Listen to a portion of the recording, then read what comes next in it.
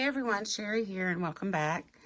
Today I want to follow up on a video that I did last December where I talked about how to choose your needles on your multi-needle machine. And I mainly focused on the manual color sequence and just briefly went over the swap feature. Apparently I was having a senior moment, so I wanted to revisit that video in a sense to show you that we do have the icon on the machine for the swap function. And the swap function is going to be beneficial to those that have an older multi-needle that does not have the manual sequence on it. So when you get your machine initially and the older machines, you have the manual color sequence option, which is turned to off.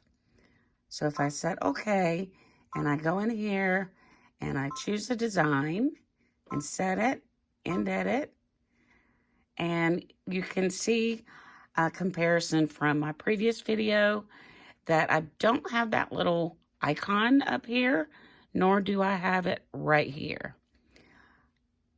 So if I go to embroidery now, click OK, I do have the little swap function button here that was not on my screen previously. So this is the swap.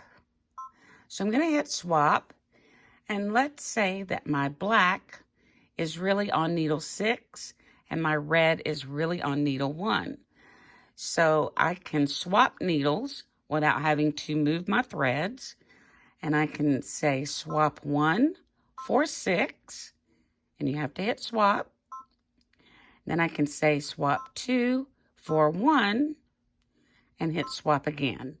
And then when I click OK, you can now see that it's going to use needle 6 for black and needle 1 for red.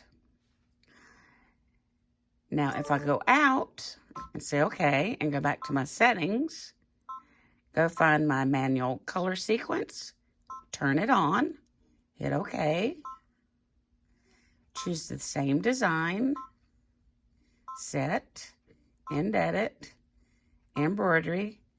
Now you see that little icon for swap, it's gone. But you do see the little symbol up here for manual sequence. So if I hit return, I can do essentially the same thing by touching the manual sequence button, and I can tell it to use number 6 for the first color, click on the second color and tell it to use needle 1 and say OK. So you can get the same result either way. I did just want to revisit this and demonstrate the swap because I failed to remember that it disappeared when you turn on the manual color sequence. So those of you that don't have this option, I hope now that you get a better sense of what the swap button can do for you. All right, guys, thanks.